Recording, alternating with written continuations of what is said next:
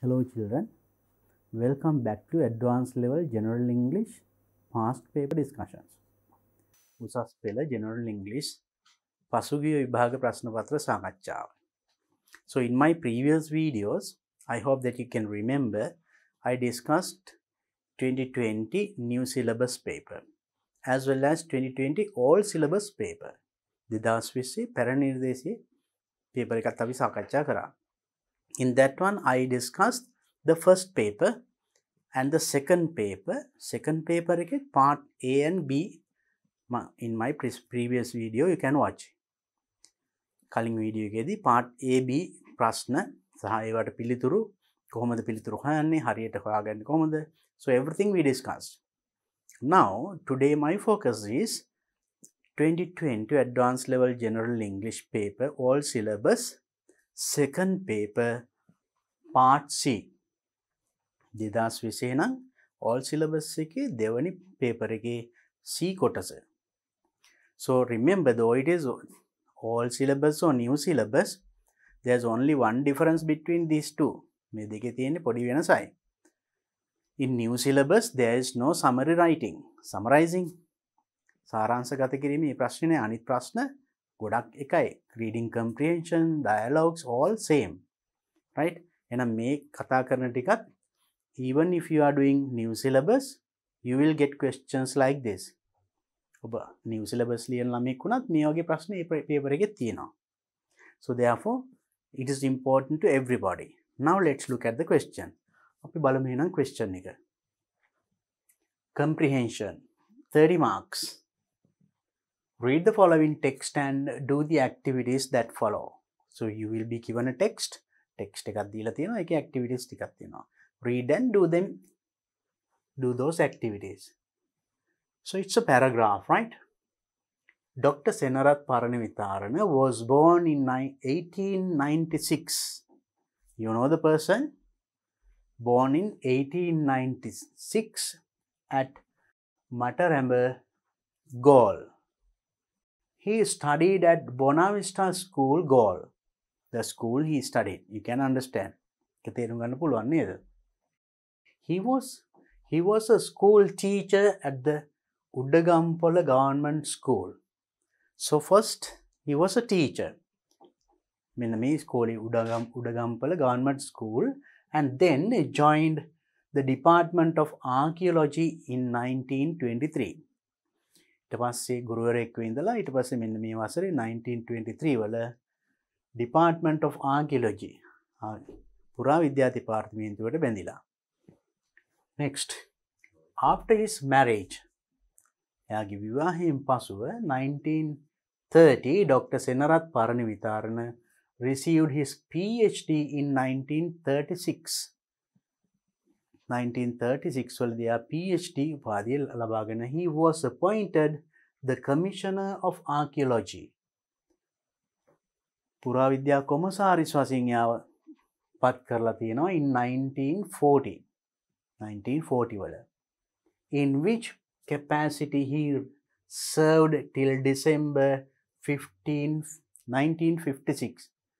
එදා ඉඳන් 1956 දක්වා ඒ තනතුරේ එයා රැකියාව කරලා තියෙනවා.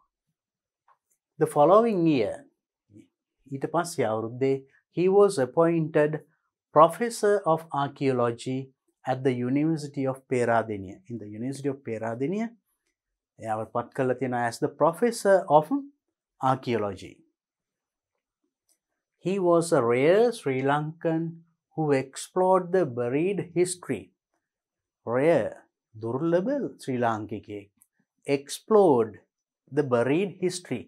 යටගිය ඉතිහාසය ලංකාවේ of this country, right?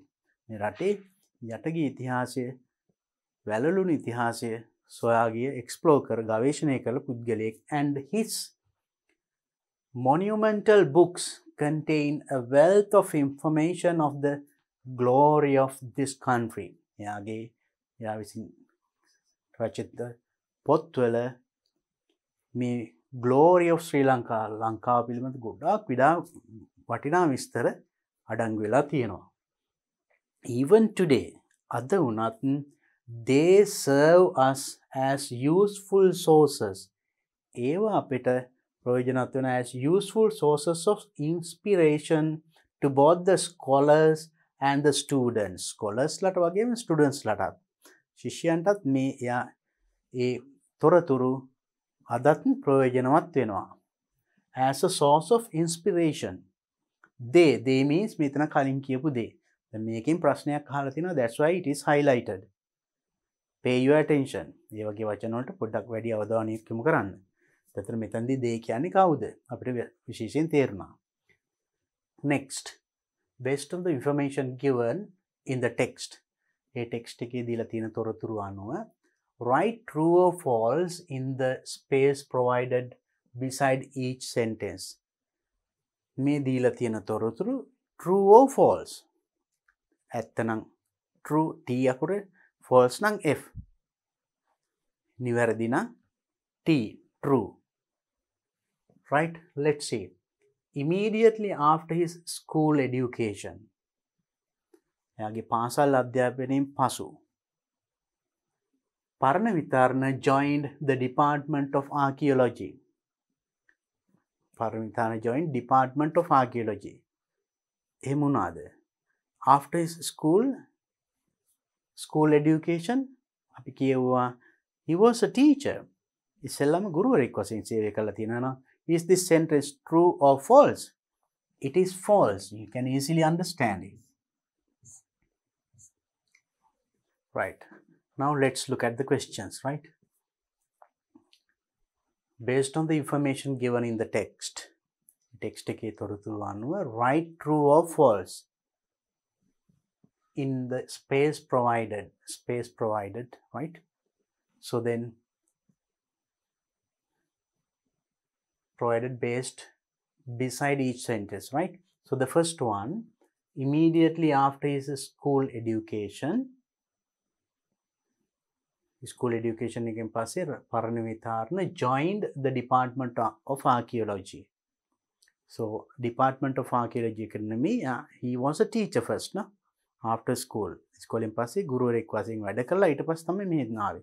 So then it is false, right? It is very clear. Now let's look at the second. Paranavitarna was eager to join the Department of Archaeology as a trainee. Trainee කෙනෙක් වශයෙන් ඒ department එකට join වෙන්න එයා කැමති වුණා. Eager to join. He liked, he was very interested in. Is it true or false? It's true, of course. We read in the paragraph. ඡේදය මතකයි මං හිතන්නේ කිව්වා නේද? Next one, archaeologist John Marsha wanted to send Paranavitarna abroad for training. විදේශ රටකට යවුවා පුහුණුව සඳහා. Is it true or false? It is මෙයා දෙව්වේ. No, it is false. You found in the paragraph. And Paranavitarna had received his PhD before he was married. Before he was married. Yeah, marry කරන්න කලින් PhD ලැබුණාද? No, actually he got the PhD after his marriage. මේ ඡේදය මතකයි. Now you can see, now he got married 1930, got PhD 1936 after the marriage. So then the answer is false. Next one, Paranavitarna served as the Commissioner of Archaeology for more than 10 years. අවුරුදු 10කට වඩා වැඩ කරලු as the Commissioner of Archaeology. True or false? That's true. You can see that here in this paragraph. එයා එක ලැබුණේ in 40, Commissioner of Archaeology in 1940. ඒක වැඩ කරා 56 වෙනකම්. එහෙනම් the question says more than 10 years. අවුරුදු 10කට වඩා. That's true. Next one. While working as the Commissioner of Archaeology, Paranavitarna became a professor. ඒකේ වැඩ කර ඉන්න අතරේ තමයි professor කෙනෙක් වුණේ. Is it true? No, it is false.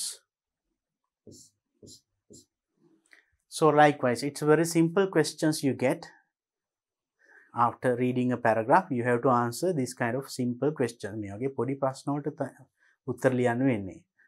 ඡේදයක් කියවලා. බලමු අපි ඊළඟ ප්‍රශ්නේ.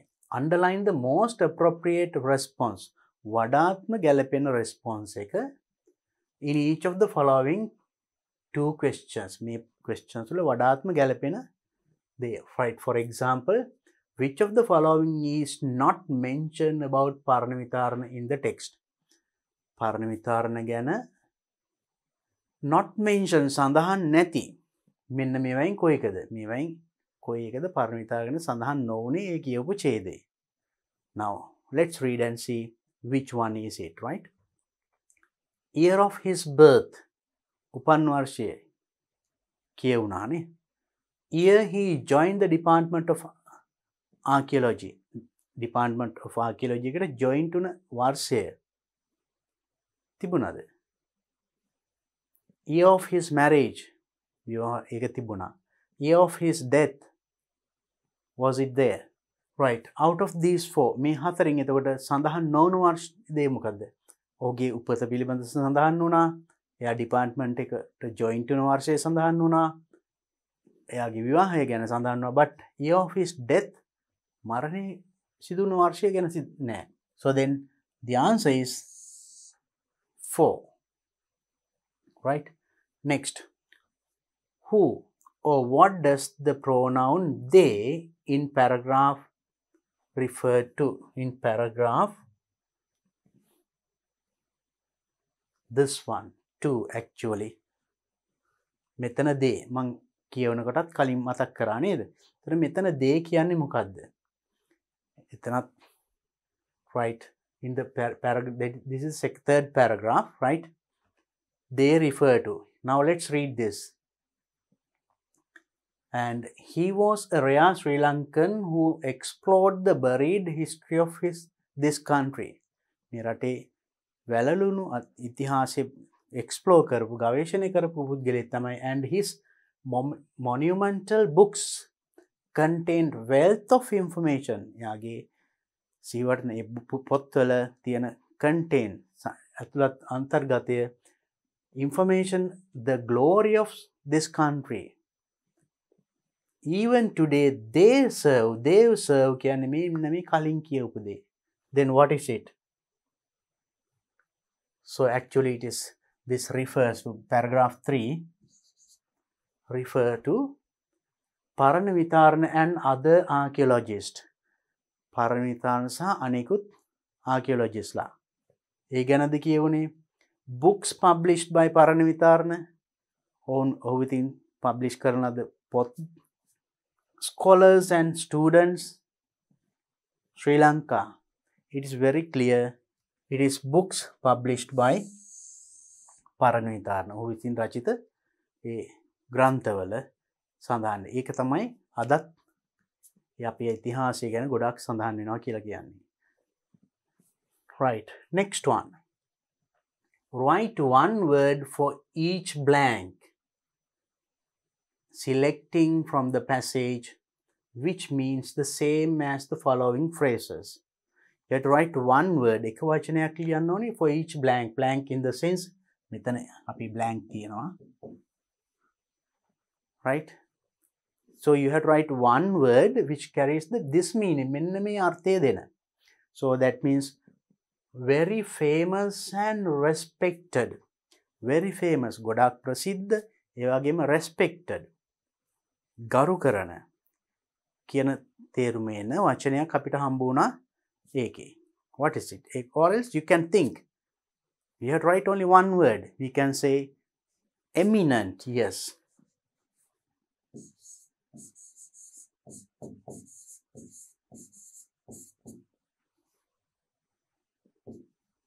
Okay. Next one. Examined something carefully. යම් කිසි දෙයක් carefully examine, පරීක්ෂා කරනවා. To find out more about it. ගැන තවදුරටත් වැඩි විස්තර හොයාගන්න examine කරනවා. Carefully progressing ගොඩාක් explore. Now we learnt that word in that paragraph also, explore. So then examined, then you can say explored.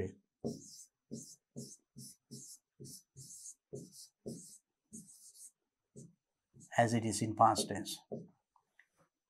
So likewise, මේ වගේ ප්‍රශ්නත් එන්න පුළුවන්. Right? Next question. Read the following text and do the activities that follow. Once again, there is a text. Text එකක් තියෙනවා. ඊට පස්සේ activities ටිකක් තියෙනවා. The first sentence in paragraph 2 has been left out. දෙවෙනි ඡේදයේ පළවෙනි වාක්‍ය left out. අයින් කරලා තියෙන්නේ. අපි බලමු මොකද කියලා. Let's read the first paragraph.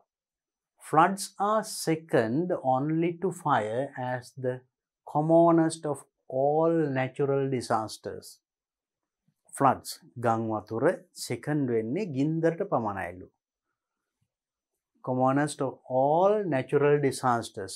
කොහොම ස්වභාවික ව්‍යසන අපදා ඒවා බලනකොට මේක ගං වතුර දෙවෙනි වෙන්නේ ගින්දරට. They occur almost everywhere in the world. ලෝකෙ හැම තැනම වගේ මේවා සිදු වෙනවා. occur සිදු වෙනවා. Everywhere හැම තැනම in the world, resulting in severe damage and even death. දැඩි හානි වගේම මරණත් සිදු වෙනවා. Floods occur in many parts of our island too. අපේ island එකෙත් අපේ දිවයිනෙත් ගොඩක් ප්‍රදේශවල මේ flood ගං වතුර හානල වෙනවා නේද? First part is left out in the second paragraph. Typically, during the southwest monsoon season from May to September තියෙන southwest monsoon මෝසම් වැසි වල the western, southern and Sabargamo provinces are vulnerable to floods. මේ කාලවල මෙන්න මේ ප්‍රදේශවල මේ පළාත්වල now they are vulnerable for flood means ගං වතුර ඇතිවීමේ වඩාත්ම අවදානම තියෙන්නේ මෙන්න මේ පළාත්. During the northeast monsoon වල from මෝසම් වැසි වල from December to February ඒ මෝසම් වැසි ලැබෙන්නේ මෙන්න මේ කාලය තුල the eastern, northern and north central provinces are prone to flooding. The northeast monsoon එනකොට මෙන්න මේ province වල ගං වතුර ඇති වෙනවා.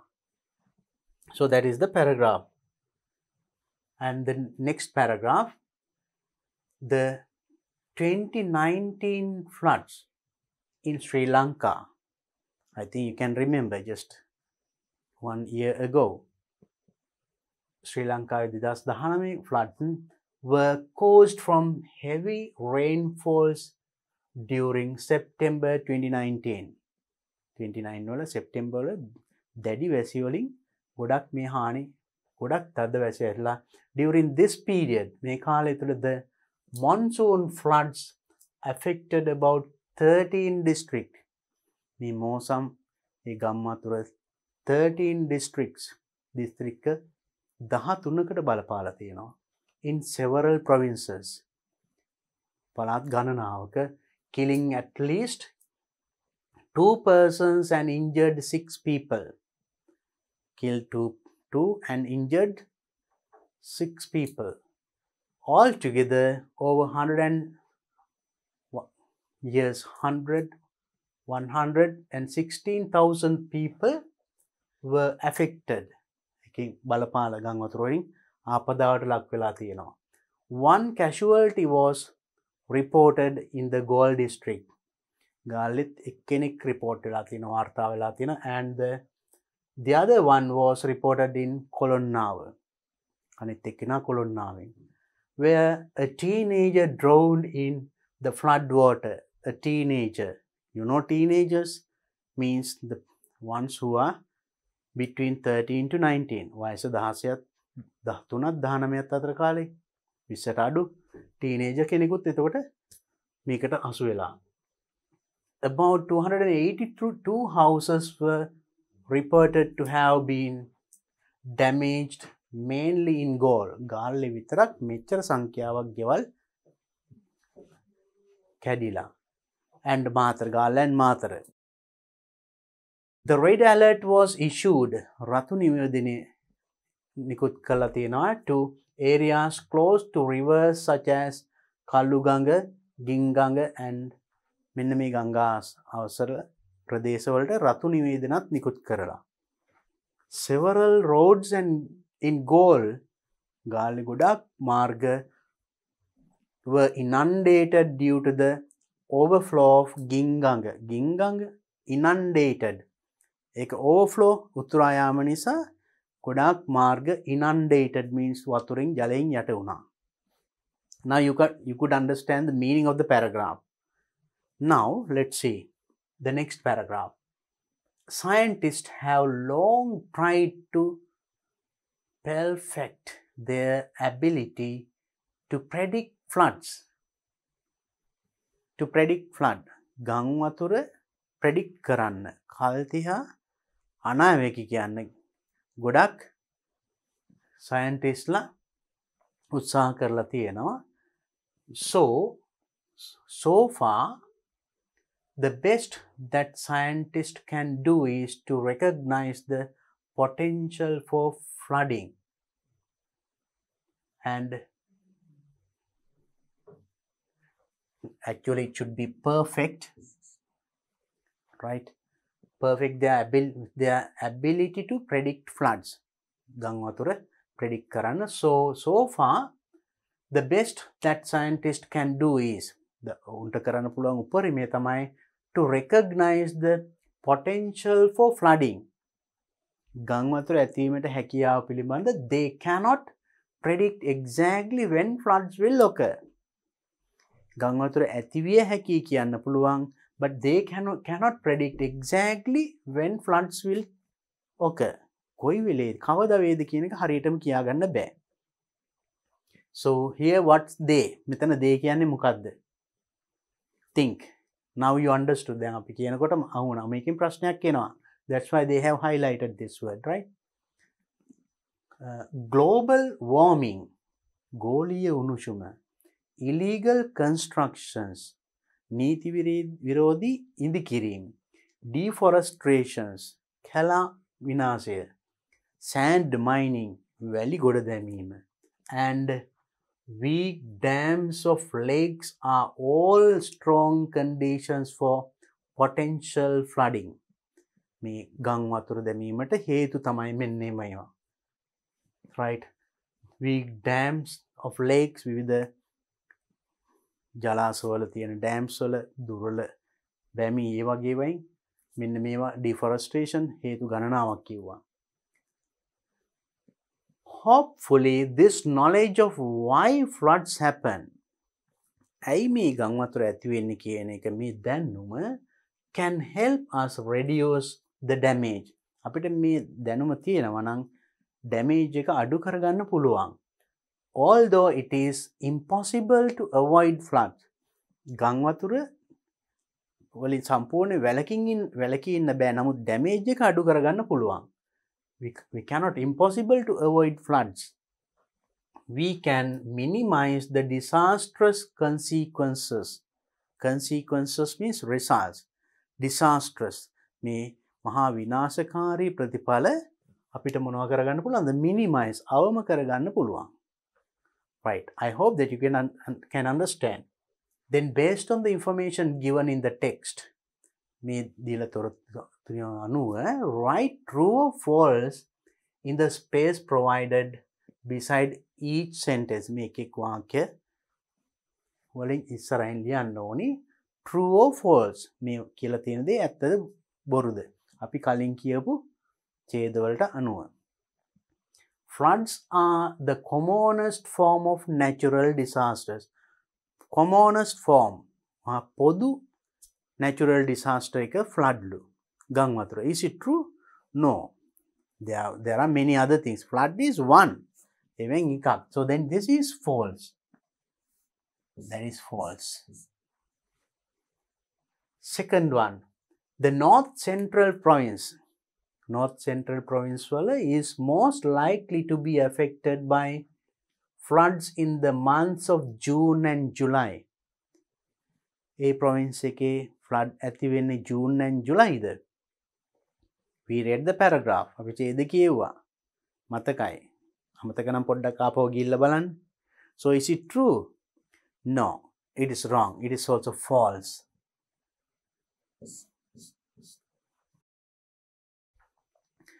Next one. Only the southern province was affected by the 2019 floods in Sri Lanka. Southern province එක විතරයිලු. 2019 ගම් වතුරට ආපදාවක් වුණේ. No. Now we read that paragraph. එක කියවන්නේ නේද? ඒ කියන්නේ මේ provinces ගණනාවක and district ගණනාවක. So then it is also false. The next one. Scientists are still unable to predict the definite time of occurring all floods. Scientists are still unable තාමත් බැහැ predict කරන්න කල්ැතුව කියන්න definite time of occurring all flood. ගම් වතුර සිදුවෙන හරියටම time එකක් කියන්න තාමත් විද්‍යාඥයන්ට බෑ. That's true, isn't it? So very easy. Only thing is that you have to understand the paragraph properly. හරියට ඡේද තේරුම් ගත්තොත් මේ වගේ පුංචි ප්‍රශ්න එන්නේ හරිම ලේසි උත්තර හොයන්න. Okay. Let's go to the next question. Underline the most appropriate response in each of the following. Most appropriate in වඩාත්ම සුදුසු වඩාත්ම ගැලපෙන එක යටින් ඉරක් අඳින්න. Which of the following is the most appropriate as the first sentence of paragraph 2? Paragraph 2 එකේ පළවෙනි වාක්‍යය අයින් කරලා තිබුණානේ. එහෙනම් එතනට වඩාත්ම ගැලපෙන වාක්‍ය මේ හතරෙන් මොකක්ද කියලා අහනවා. Right? Now let's see what is said in that paragraph. අපි බලමු මේ ඡේදෙ මොකක් ගැනද ලියලා තිබුණේ කියලා. Now look at this one. මෙන්න මෙතනට ගැලපෙන වාක්‍යයයි අපි හොයන්න ඕනේ. Now it says, typically during the southwest monsoon season from May to September, the western, southern and Sabaragamu province are vulnerable to floods. During the northeast monsoon from December to February, the eastern, northern and north central province are prone to flood. එහෙනම් ගම් වතුර ඇතිවෙන ප්‍රදේශ හා ඒ මාස ඒ කාලවකවානු ගැන කියවෙනවා. එහෙනම් මෙතනට මුලටම එන්න ඕනේ මොකද්ද? Now let's look at it. Which one? Global warming has been identified as a major cause of flood. Global warming. ගෝලීය උණුසුම major cause of flood. ගම් වතුර ඇතිවීමට ප්‍රධාන හේතුවක් ලෙස සලකා තියෙනවා. එහෙනම් අපි මේ ඡේද කිව්වේ global warming ගැනද? No, it is not suitable then. Rivers in Sri Lanka, ලංකාවේ ගංගා are mostly affected due to heavy rains.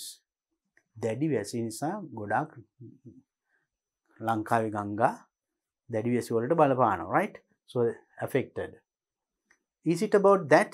ඒ ගැනද කියවනේ? No, it is also not. Unpredictable rainfalls.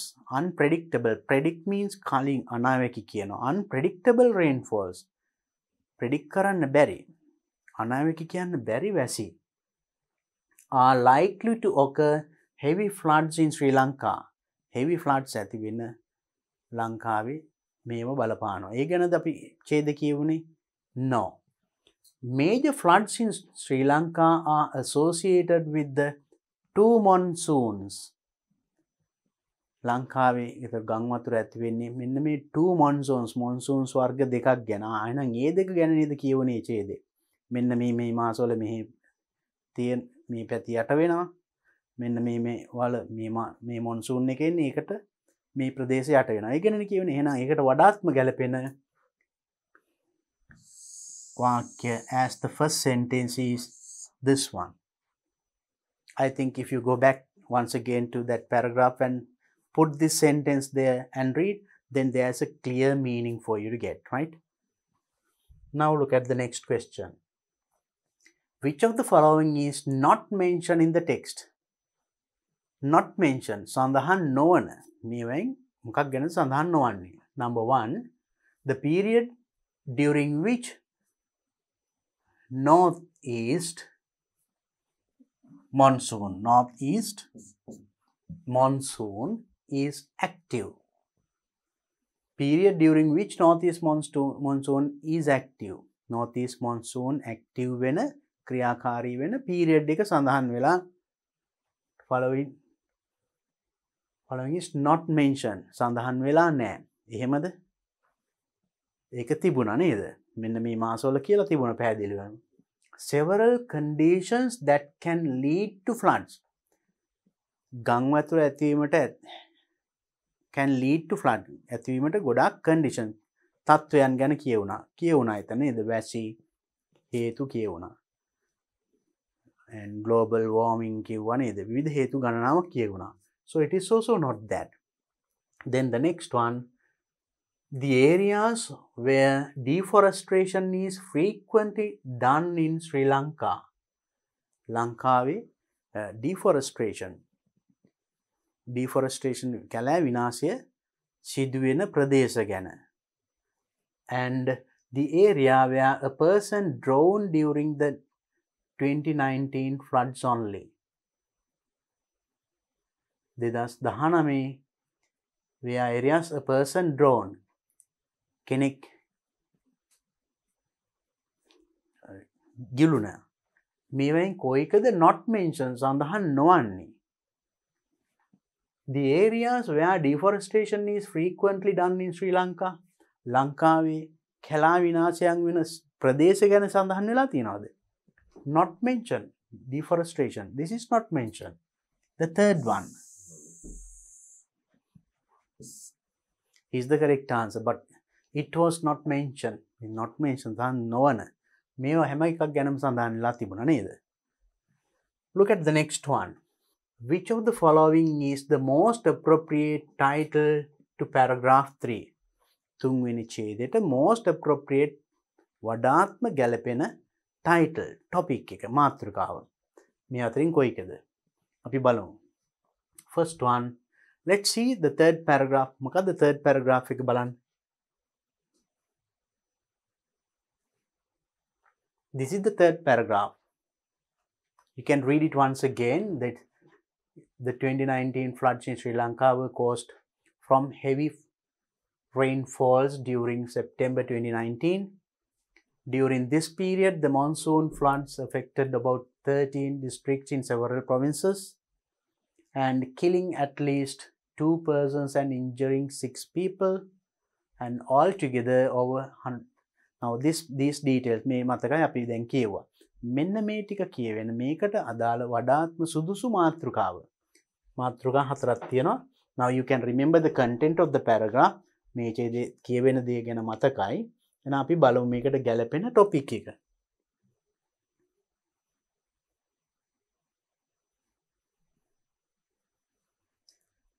Effects caused by the 2019 ඇති වුණ බලපෑම්. And next, the issue of red alert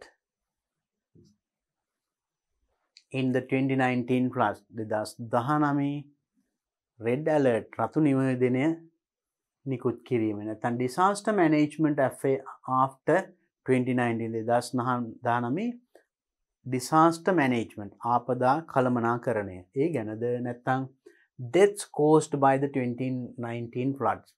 2019 ඇතිවෙච්ච මරණ ගැනද? මොකක් ගැනද මේකෙන් වඩා ගැලපෙන? Effects caused by the 2019 no? 2019 ඇති වුණ ගැන සිදුවීම් ගැන ගොඩක් තියෙන්නේ. So then the most suitable topic is this. You can compare the topics and the paragraph. You can go back to the paragraph and check. ආපහු නැවත ඡේදය කියවලා බලන්න. ගොඩක් කියලා තියෙන මේ පිළිබඳ නේද? Which of the following is not a cause for flooding? Flooding වලට හේතුවක් නොවන්නේ මේවයි මොකද්ද? Global warming, ගෝලීය උණුසුම, අපි ඒක ඡේද කියුවා. approved constructions අනුමත ඉදිකිරීම, mining of sand වැලිගොඩ දැමීම, clearing of jungle කැලෑ එලි කිරීම. මේවයින් cause of flooding, which of the following is not a cause, හේතුවක් නොවන්නේ. approved constructions අනුමතයි නම් ඒක approved එකක් කියන්නේ අනුමත වෙච්ච එකක්. එහෙනම් ඒක අනුමත කරන්නේ ඒ වගේ හානි වෙන පරිසරයට නුසුදුසුයි නම්. So then this is the one answer, approved constructions. I hope now you could understand how to find the answers from those paragraphs.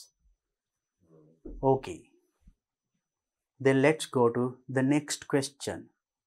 Fill in the blanks in the following passage based on the information in the above text. Now you read the text. Then කියපු text එක මතකයිනේ. එහෙනම් ඒ information, ඒ තොරතුරු වලින් උපයෝගී කරගෙන you have to fill in the blanks here.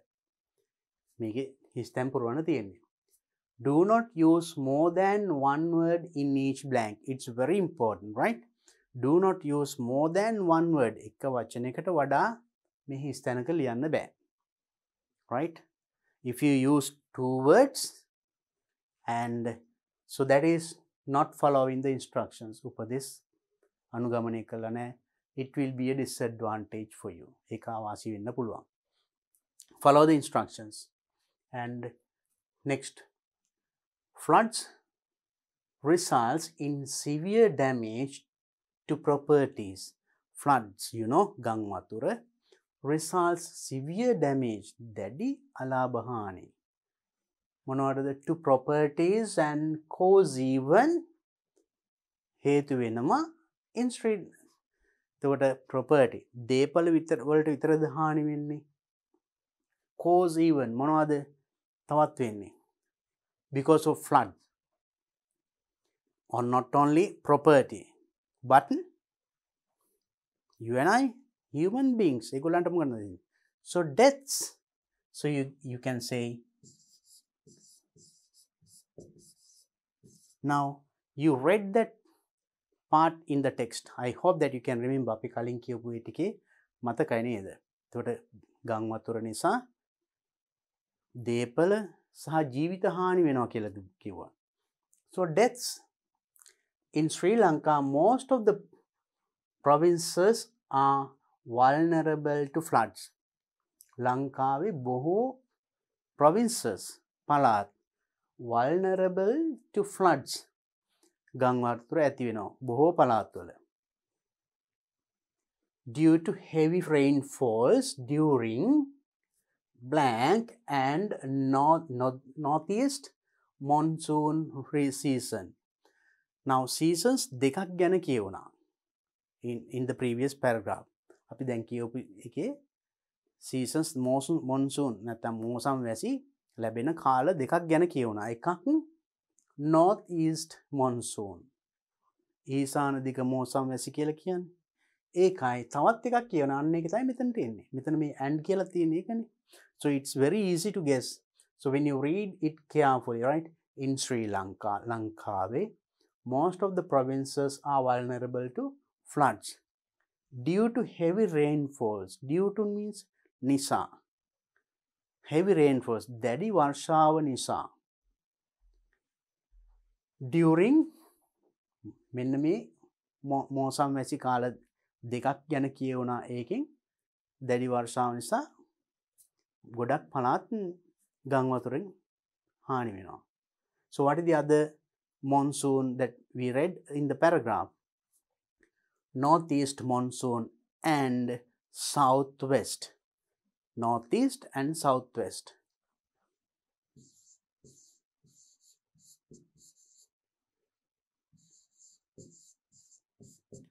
You know the directions, right? North, northeast, south, southwest, north up, northeast, southwest. It goes like that, no? So then ये देखा Qatar northeast and southwest. So these are the two monsoon. Me monsoon देखा क्यों नहीं छेदे. floods ගං වතුර that occurred in 2019 2019 ඇති වුණු ගං වතුර caused severe damage to number of blank in Sri Lanka. එතකොට 2019 ඇති වුණු ගං වතුර severe damage දැඩි හානි වුණා මොනකටද? to number of blank in Sri Lanka. ලංකාවේ බොහෝ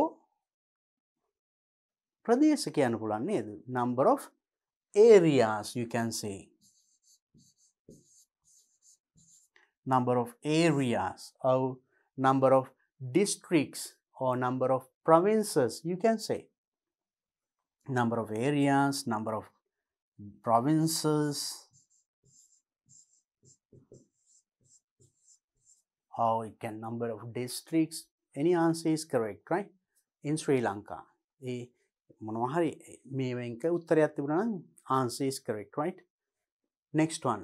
People living in the areas close to blank were given red alert as they were prone to overflowing. Overflow වෙන්නේ මොනවද? overflow කියන්නේ උතුරා යනවා. මොනවද? වෙයි කාලෙට ගංගා. ඒගොල්ලන්ට මොනවාද red alert දුන්නා. රතු නිවේදන දෙනවා. රතු නිවේදන දුන්න මොනවද? Now people living in the areas close to මෙන්න මේවා ආසන්නයේ ඉන්න අයට රතු නිවේදන දුන්නා. මොකද given to red alert as they were prone to overflowing. ඒවා උතුරා යන නිසා. එහෙනම් ලේසියෙන්ම උත්තරේ ගන්න පුළුවන් මොනවද? close to rivers.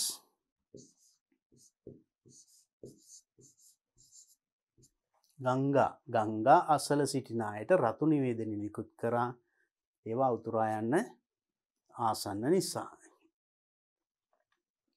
generally සාමාන්‍යයෙන් many conditions leading to floods.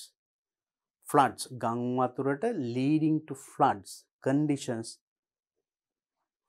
floods වලට හේතු වන many conditions තත්වයන් leading to floods have been identified. හඳුනාගෙන තියෙනවා. This knowledge of the causes of flood. This knowledge of the causes of flood. ගං වතුර ඇතිවීමේ හේතු මෙන්න මේ දැනුම causes of floods help us උදව් වෙනවා අපිට the risk of damage. damage වල අවදානම මොනව කරන්නද? අපි if you know the areas and the other details about this flood and those things අපි ඒවා හඳුනාගෙන කල්ැතු හඳුනාගෙන තිබුණොත් අපිට risk ඒ අවදානම damage හානි මොනව කරන්නද අපිට ඒවා උදව් වෙන්නේ? that helps us to ඒවා අඩු කරගන්න. how do you say? ඒ වෙන හානි අඩු කරගන්න and ඒ වගේ වෙන ආපදා ඒ වගේ වෙන damages to reduce you can say, no? to reduce. helps us to reduce. to reduce the risk of damage, or it can be to control කියන්න පුළුවන්. control the risk of damage. damage වල damage එක පාලනය කරගන්න එහෙම නැත්නම් අඩු කරගන්න අපිට ඒ දැනුම අවශ්‍ය වෙනවා. so to get that meaning you have to use the word. now question number 4. who or what do the words in bold print in the text refer to? text එකේ මෙන්න මේ වචන bold print තද කළු අකුරින් දක්වලා තියෙනවා. paragraph 3 1 paragraph 4 they ඒවෙන් කියවෙන්නේ මොකද්ද කියලා අහන්නේ. so when you were reading you understood, you noticed there were certain words like these words one and they were in bold print තද කළු අකුරින් දාලා. ඒකෙන් කියවුනේ මොකද්ද? so now let's see the first one, third paragraph and 1. there is there's one කියලා තියෙනවා. මොකක්ද බලමු. Let's go back to the paragraph and see. One and they. Third paragraph and the fourth paragraph. Here. Fourth paragraph they. Third paragraph one. Here one. So it is in highlighted in the paper anyway. Right. Let's read it and see. The 2019 floods in Sri Lanka were caused from heavy rainfalls during September 2019. During this period, the monsoon floods affected about 13 districts in several provinces, killing at least 2 persons and injuring 6 people. Altogether, over 116,000 people were affected. One casualty was reported in the Galle district and the other one was reported in Colonnava, where a teenager drowned in the flood water.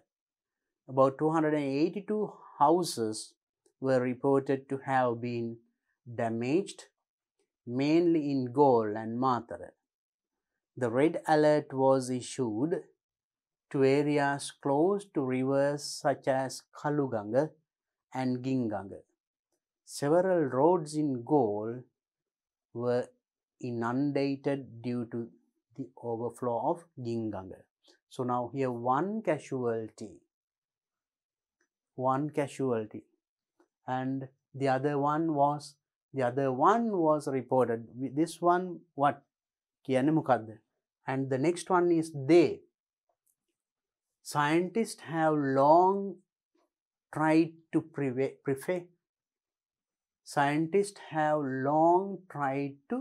perfect their ability to predict floods. So far, the best that scientists can do is to recognize the potential for flooding. They cannot predict exactly when floods will occur. මෙතන they තියෙන කාටද? It's very easy. පහසුවෙන්ම ඔයාලට දැන් අල්ල ගන්න පුළුවන්. Now මෙතන they cannot predict. ඒගොල්ලන්ට predict කරන්න බෑ. කල්ලාතුව කියන්න බෑ. ඒගොල්ලෝ කියන්නේ කවුද? මෙතනම කියුණා. Scientist නේද? So then you can now found the answer. First one is the casualty. Next one, scientist. So now let's go to the question and see. So then first one කියුනේ කාටද එතකොට? Casualty.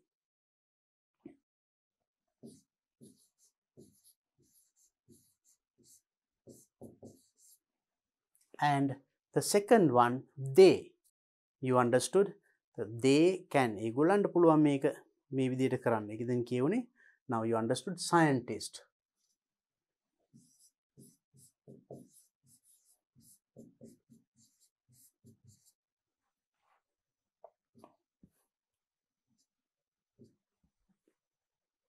So you will get a question like that. එහෙම එනවා. So in paragraphs they use certain words, especially pronouns. මේ වගේ සර්වනාම. He, they වගේ වචන වලින් කියවෙන්නේ මොකක්ද කියන එක. So then for that of course you have to understand the text. Text එකේ කලින් කියවෙච්ච දෙයක් නැවත කියවෙනකොට කෙනෙක් හෝ පුද්ගලයෙක් කිය වගේ දෙයක් you use a pronoun and tell. A pronoun එක use කරන්නේ කාවෙන්නවද? කවුරු describe කරන්නද?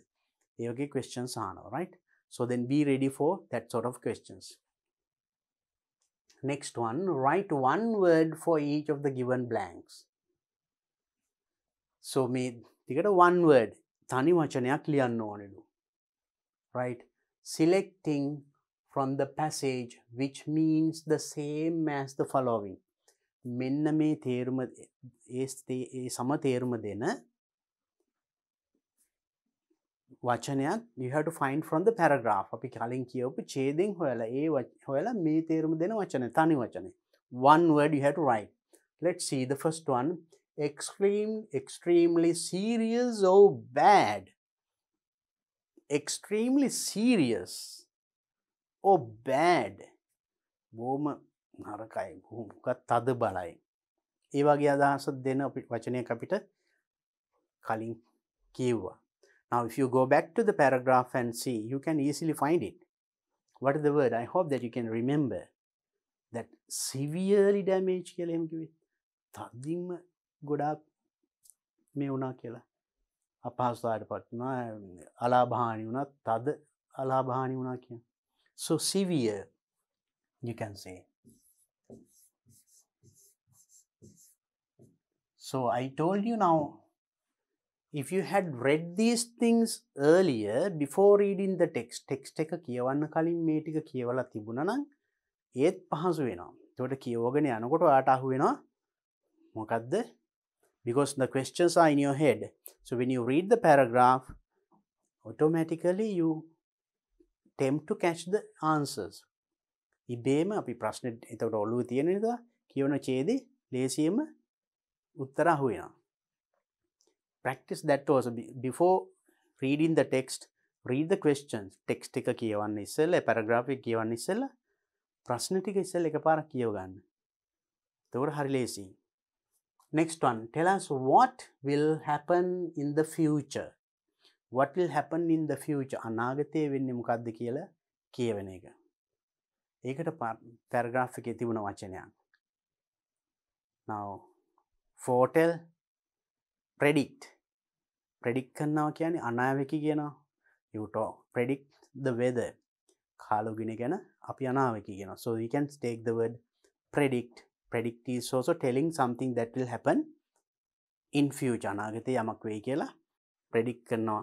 Foretell කියනවා, forecast කියනවා, weather forecast කියලා එහෙම කියන්නේ. So we can take the word predict because you found the word predict in the paragraph.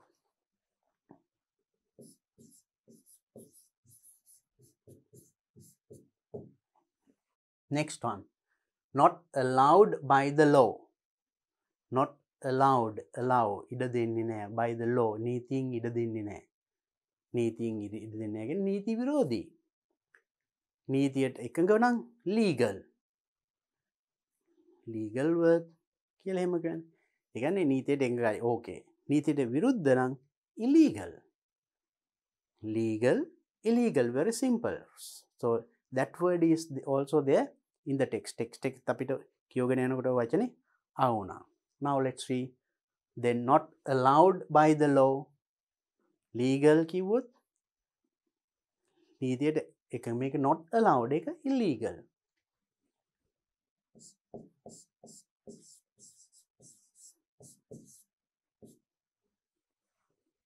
Next one, cutting down of trees in a large area.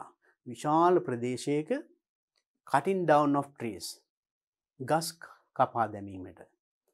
So when you talk of the reasons for floods, අපි මේ කලින් ඡේදේ කියුවා. ගම් වතුර ඇති වෙන හේතු මොනවද? So one is cutting down trees. ගස් කපා දැමීම in a big area. Now we call it, can you remember one word for that? We read in the paragraph as deforestation. Forest, you know, forest means jungles. Deforestation. And that is cutting down trees.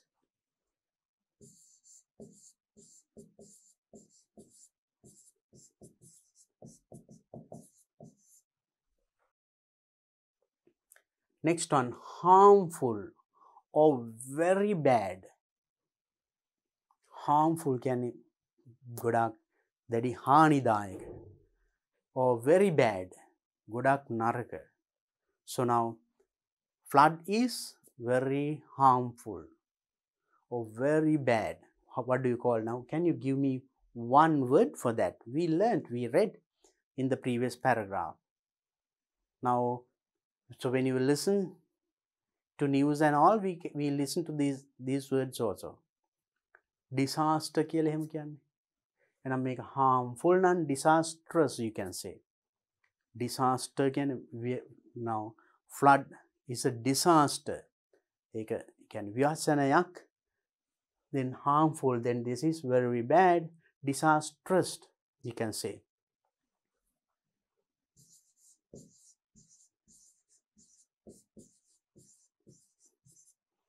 So you have to select, you can find all these words from the text you read.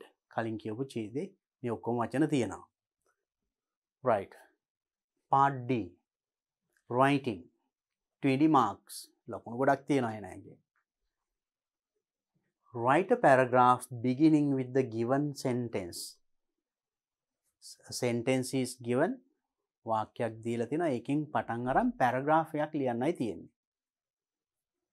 Use about 75 to 100 words. වචන 75ක් 100ක්. හරිම ලේසි.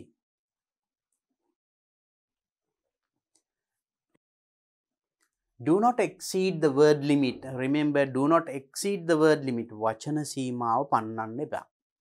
It says 75 to 100 words. ඒ අතරතුරේ එන්න ඕනේ, right? Do not write more than one paragraph. Very important. The instruction says, do not write more than one paragraph. එක ඡේදයකට වඩා ලියන්නත් එපා කියනවා. වචන 100ට වඩා ලියන්නත් එපා.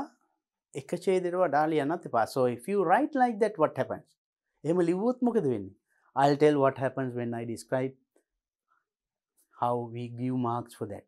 මේකට ලකුණු දෙනකොට වෙන දේ මම කියන්නම්. So it is a big disadvantage for, but ලොකු අවාසියක් වෙන්න පුළුවන්. මොකද ඡේද දෙකක් ලිව්වොත් අපි දෙවෙනි ඡේදේ බලන්නේ නැහැ. We cut the second paragraph or read only the first paragraph. Because the instruction says write only one paragraph. උපදේශ වලම කියනවා අපිට එකක් ලියන්න කියලා. අපි ලිව්වොත් දෙකක්. දෙවෙනි එක බලන්නේ නැහැ. සමහරට දෙවෙනි ඡේදේ ගොඩක් කරුණු අඩංගු වෙන්නත් පුළුවන්. ඒකට අපරාධයක අහක යනවා. ඔබට අවාසියක් වෙනවා.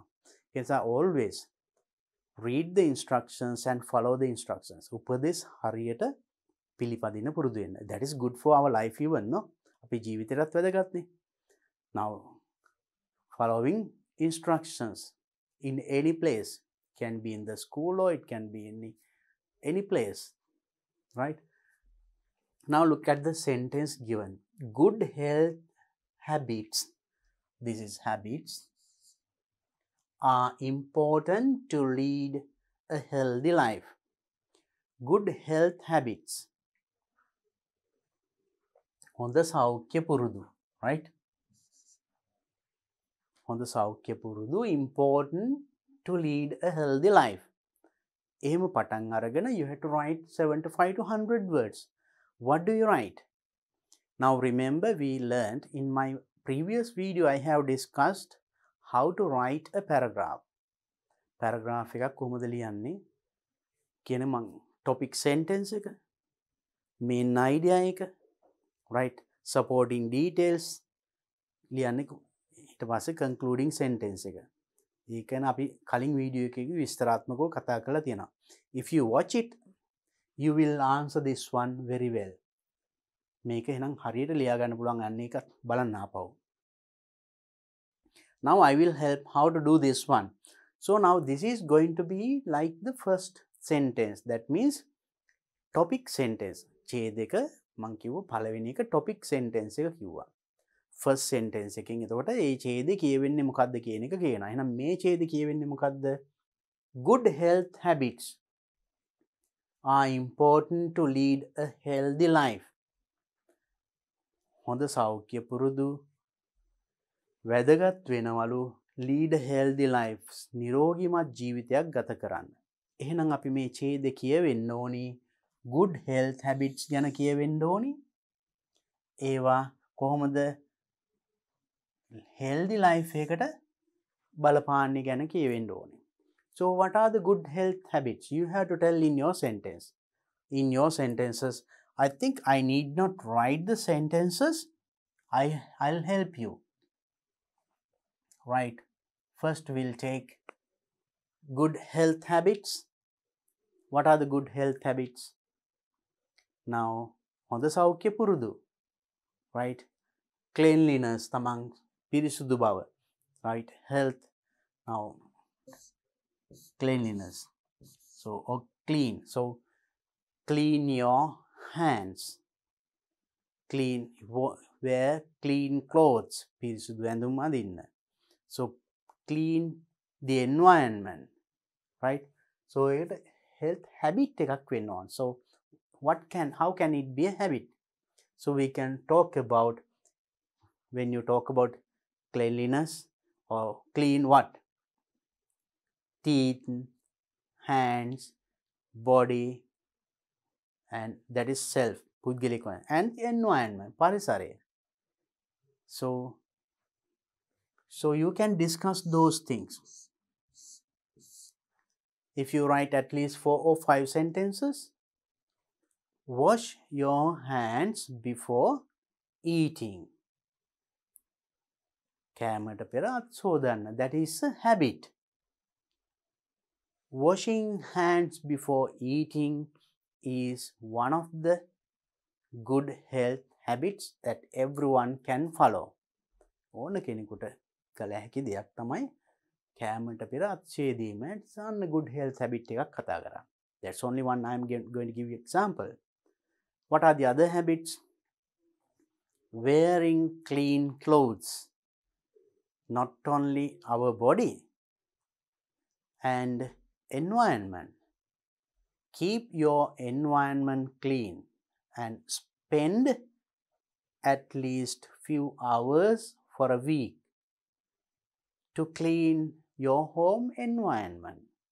නිවසේ පරිසරය පිරිසුදු තබා ගන්න පැයක් දෙකක් හෝ සතියකට වෙන් කරගන්න. ඒවත් healthy habits. If the environment is not clean, we cannot be healthy. පරිසරය අපිරිසිදුයි නම් අපි වෙන ලෙඩ රෝග බෝ වෙන්න පුළුවන්. So you can talk about the cleanliness of the self.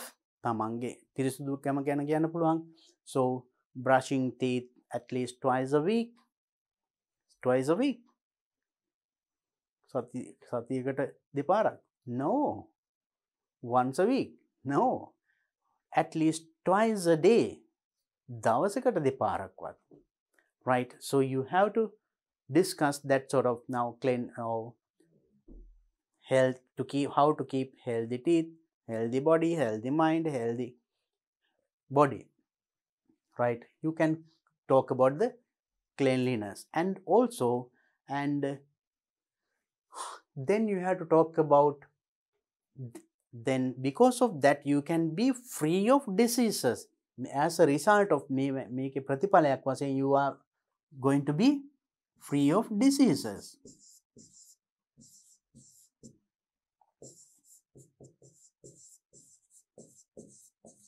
ඔබට ලෙඩ රෝග හැදෙන්නේ නැහැ. So then getting healthy food and balanced diet. ඒ වගේ කීපයක් කතා කරන්න පුළුවන්. මේ වගේ වාක්‍ය 5-6ක් ලියනකොට වචන 40ක් 50ක් එනවා. So even if you have about 10 words in a sentence, if you write 5 sentences, it becomes 50. වාක්‍යක වචන 10ක් තිබුණොත් වාක්‍ය 5ක් ලිව්වොත් එතනම වචන 50ක්. අපිට ලියන්න තියෙන්නේ වචන 75ත් 100ත් අතරනේ. එතකොට healthy habits කීපයක් ලියනකොටම වචන 30ක් 40ක් ඇවිල්ලා.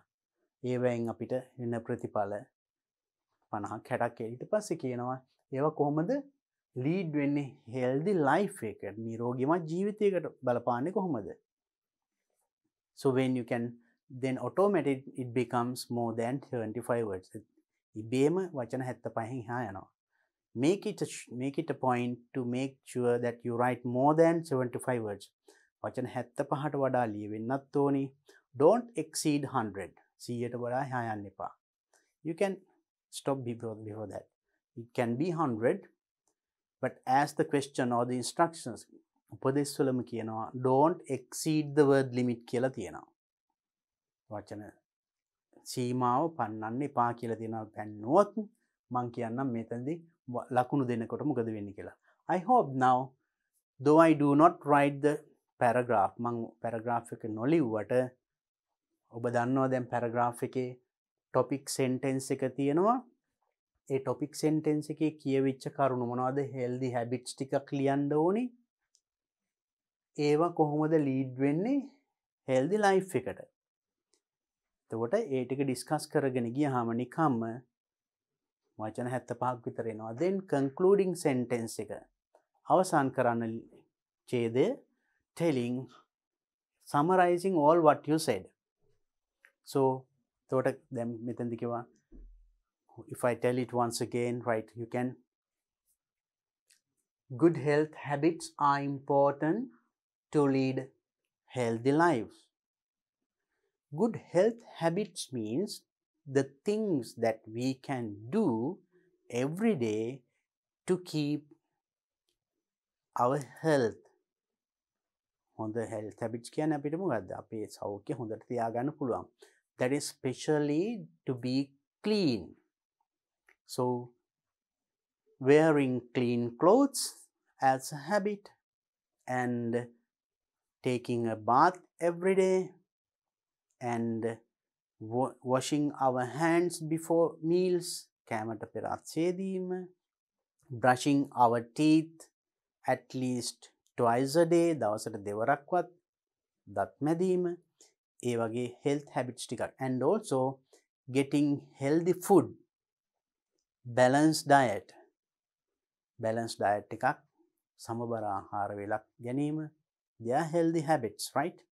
ඒ වගේ when write about 5-6 sentences and automatically it becomes 50-60 words.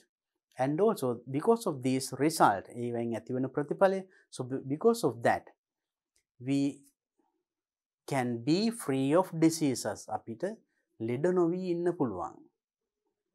So we get and energy and also rest, vivekaya, getting sleep, enough rest, enough sleep, අවශ්‍ය තරම් නින්ද, at least 7-8 hours per day, දවසකට පැය 8ක්වත් 7ක්වත් අවන්තරින් නින්ද. that is also a habit, good healthy habit.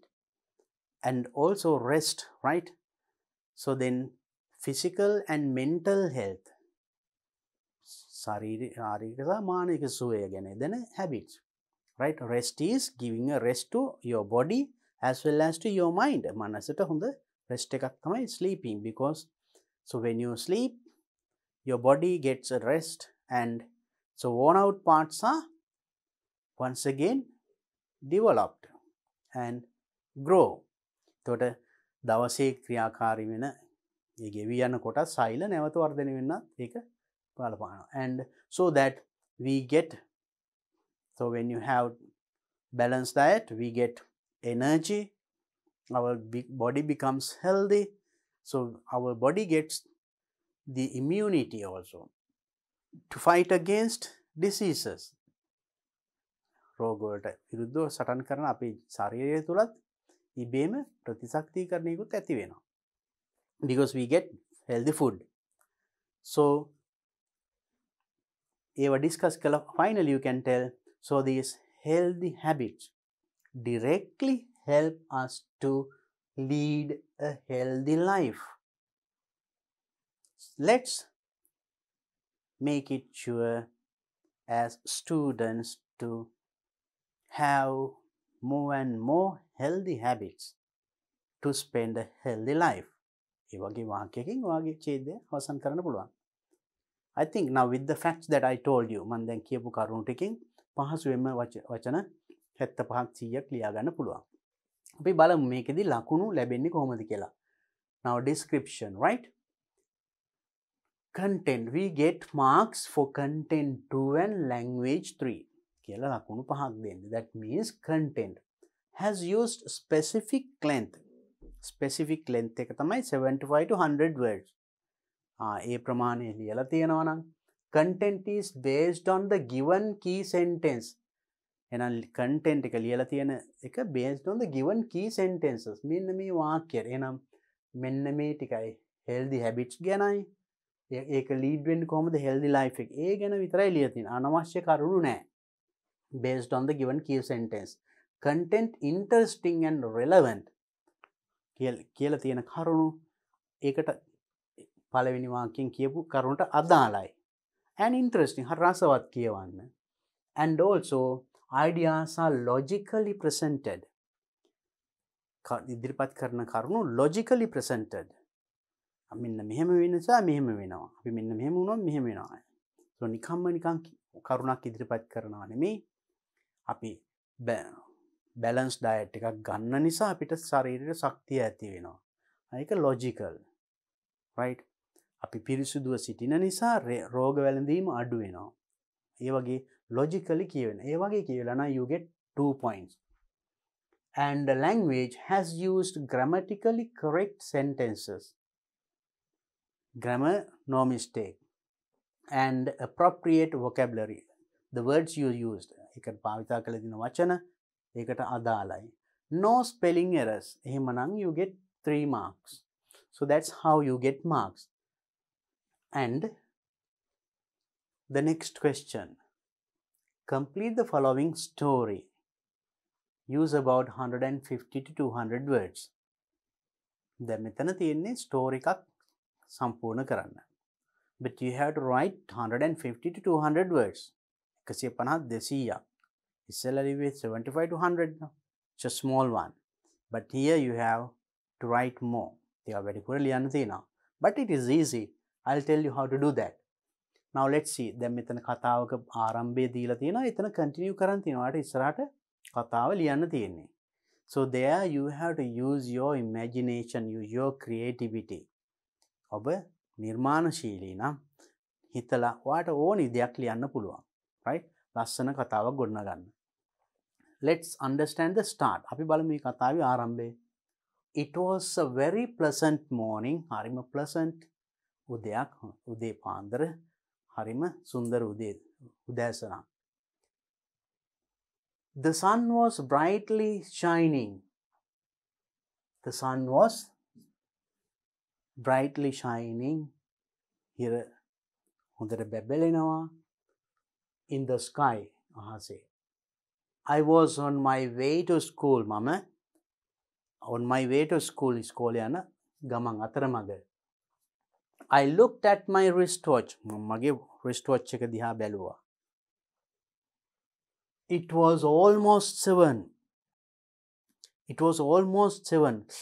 හතටම කිට්ටුයි. I began to run towards the bus stop as fast as I could. මට පුළුවන් තරම් වේගෙන් as fast as I could. I began to run. Began means started. මම පටන් ගත්තා දුවන්න bus stop එක පැත්තේ. මොකද හතටම කිට්ටුයි දැන් වෙලාව. I was on the right hand side of the road. මම පාරේ දකුණු අත පැත්තේ. That means he was walking or running in the right side. I saw a blue car coming fast from the distance. ඈත ඉඳන් නිල් පාට car එකක් වේගෙන් එනවා මම දැක්කා. So up to that point it is given. Now you have to tell what happened. දැන් ඊට පස්සේ මොකද වුනේ? So that's what you have to describe.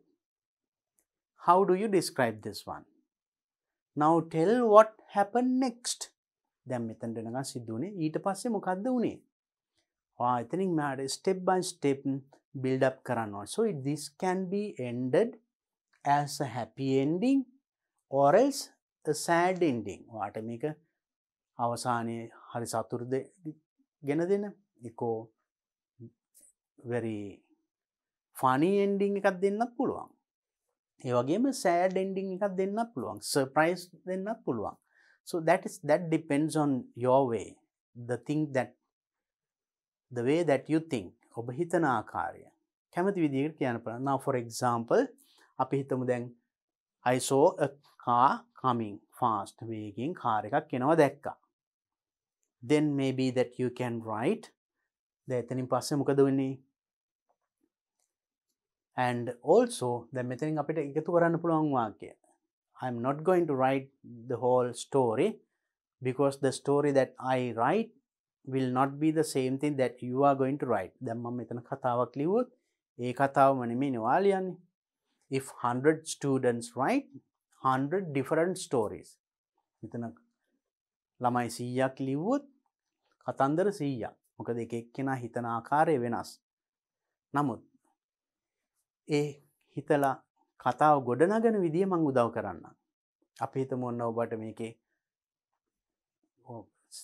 මේ වගේ එන්ඩින් එකක් ගන්න ඕනේ නවා. අපි හිතමු now a car was coming.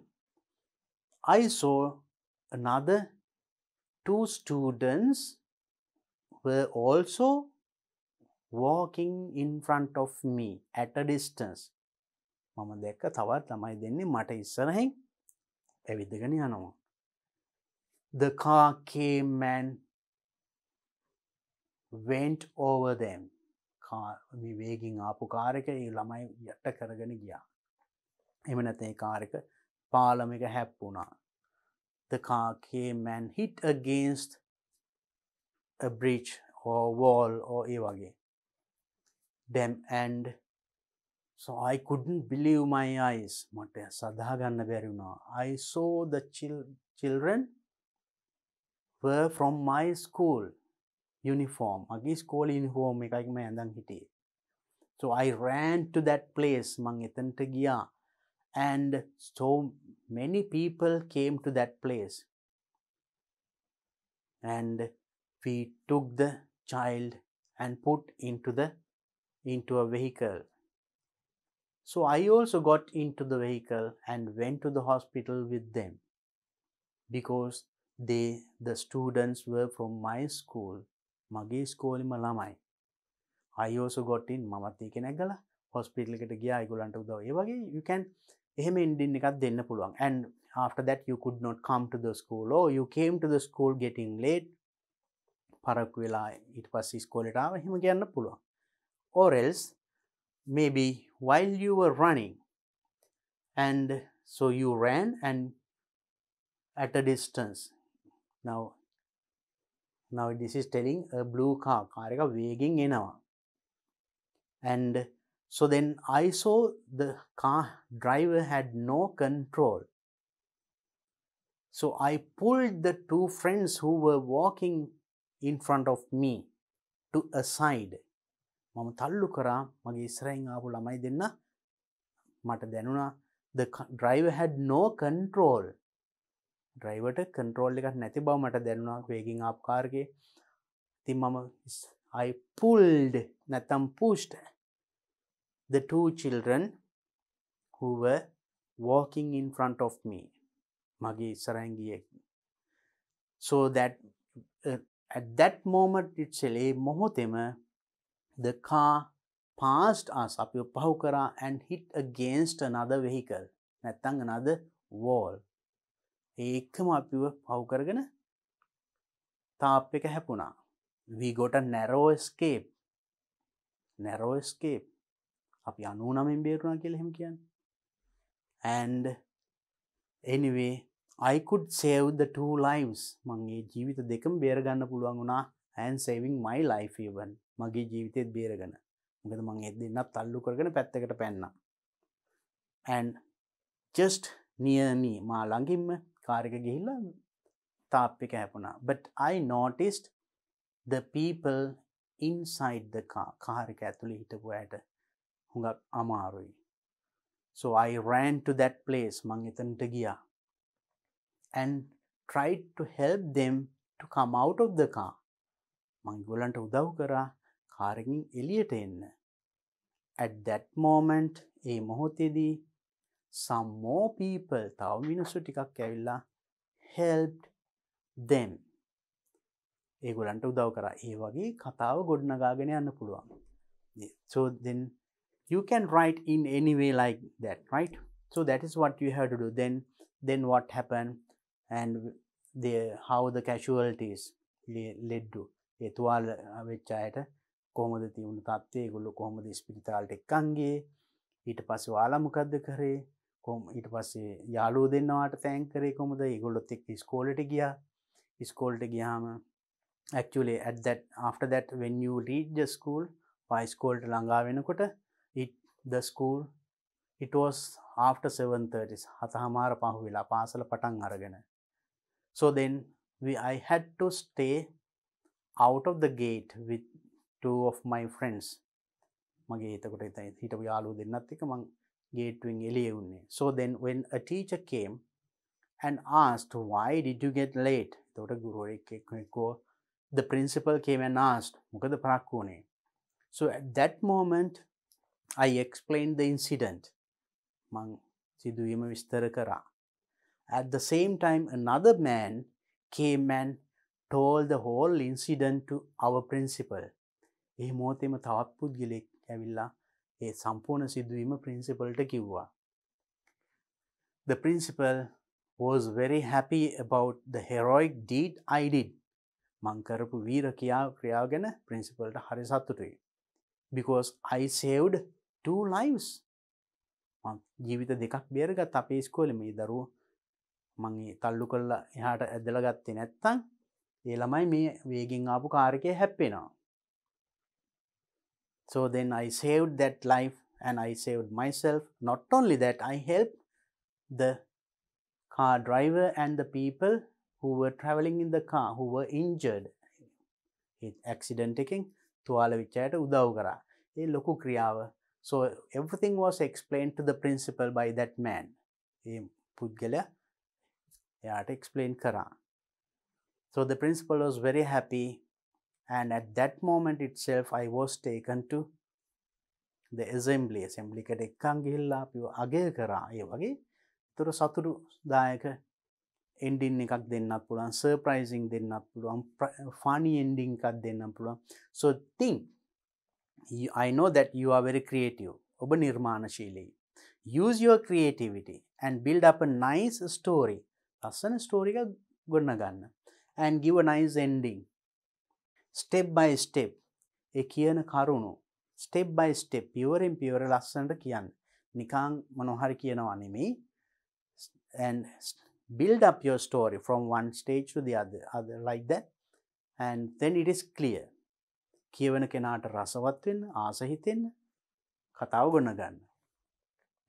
අපි බලමු එහෙනම් මේකට ලකුණු ලැබෙන්නේ කොහොමද කියලා. We get marks for content, language and organization. For content you get 5 marks, language 7 marks and organization 3 marks. What is content here? Very good කියන මට්ටමේ තියෙනවා නම් කියන්නේ content එකට ලැබෙන සම්පූර්ණ ලකුණු ලැබෙනවා. ඒ කියන්නේ has used specific length. Specific length කියලා තිබුණානේ. වචන මෙන්න මේ ප්‍රමාණය 150 200ක් ඒ ප්‍රමාණය තියෙන්න ඕනේ. Not less than that. 150ට අඩු වෙන්න බෑ. 200 300 400 එහෙම වැඩිපුර ලියන්නත් බෑ. ඒ අතරේ තියෙන්න ඕනේ. Right? And very appropriate and very interesting. කතාම හරිම රසවත්. අඩංගු කරලා තියෙන කරුණු එන්නේ වගේ තියෙනවා නම් you get 5 marks. That means full marks for content. Good කියන level එකට එන්නේ කියන්නේ has used specific length. අවශ්‍ය ප්‍රමාණය ලියලා තියෙනවා ඒ වචන ප්‍රමාණය. Content appropriate and interesting. Content එක හරි ගැලපෙනවා ඒ වගේ රසවත්. අර මේ වගේම නැහැ. ගාක් රසවත් නැහැ. Then 4 marks. And next on moderate. සාමාන්‍ය content fairly appropriate and interesting. තරමක් දුරට ගැලපෙනවා රහසරත්. හුඟක් රසවත් interesting story එකක් නෙමෙයි. එහෙම වුණොත් 3 marks. And next one, content not sufficiently elaborated. අඩංගු කරලා තියෙන කරුණු ප්‍රමාණවත් විදිහට elaborate කරලා නැහැ, විස්තර කරලා නැහැ. Now you are writing a story, no? Writing an incident. සිදුවීමක් නිවිතන විස්තර කරන්නේ. ඒක හරි ලස්සනට පිළිවෙලට ලියවිලා තියෙන්න ඕනේ. එහෙම නැත්නම් and information given inadequate to build a story.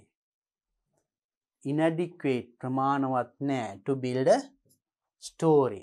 කතාවක් ගොඩනගන්න දීලා තියෙන කරුණු ප්‍රමාණවත් නැහැ. නිකං කාර් එකක් ආවා, ළමයෙක් හැපුණා, ඉස්පිරිතාලේ jumping. But there should be a connection, flow. කතාවේ ගලා යාමක් කියන ලස්සනට ලියලා තියෙන්න තුන. එහෙමනම් you get only 2 marks, right? And limited content, extremely limited. පොඩි කරුණු කීපයක් ලියලා තියෙනවා. Only 1 mark. So then if you want to get full marks for the content, you have to write in this way. Used specific length, අදාළ වචන ප්‍රමාණය තියෙන්න ඕනි. Very appropriate and very interesting. ලියන එක හරි රසවත් විදියට ඉදිරිපත් කරන්නත් ඕනේ. Then only you get full marks for that. Right? නිකම් මොකක් හරි කතාවක් ලිව්වත් වැඩක් නැහැ.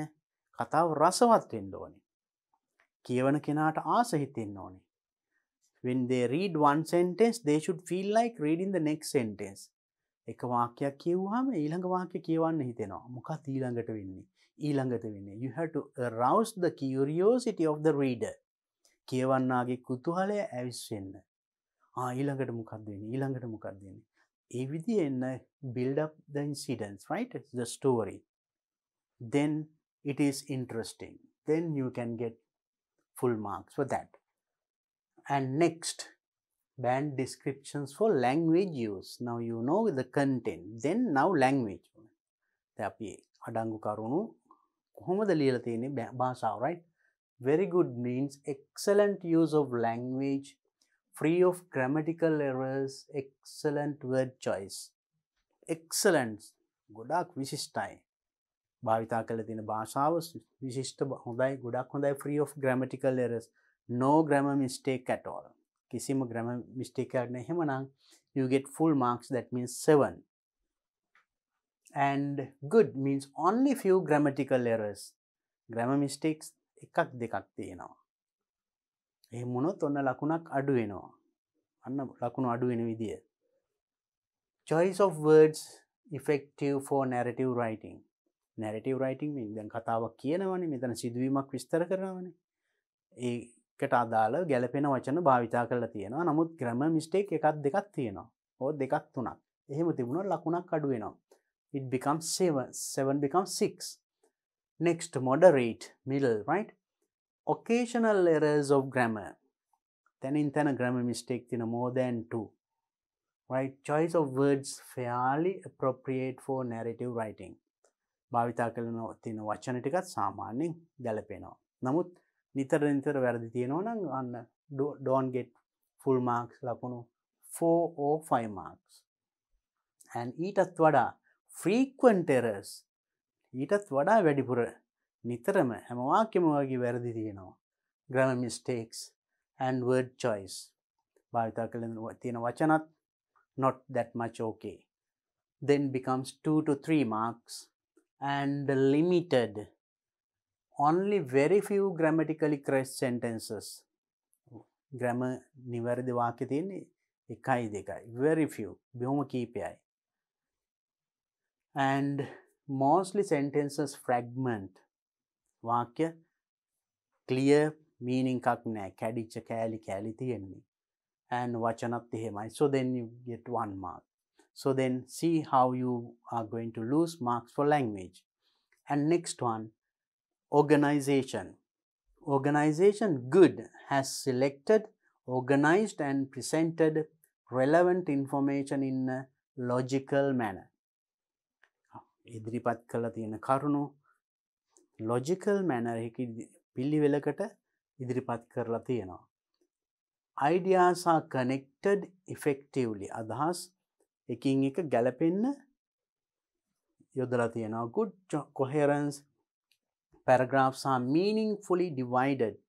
Not only that, ලියනකොට අපි මුළු කතාවම එක දිගට ලියාගෙන යන්නේ.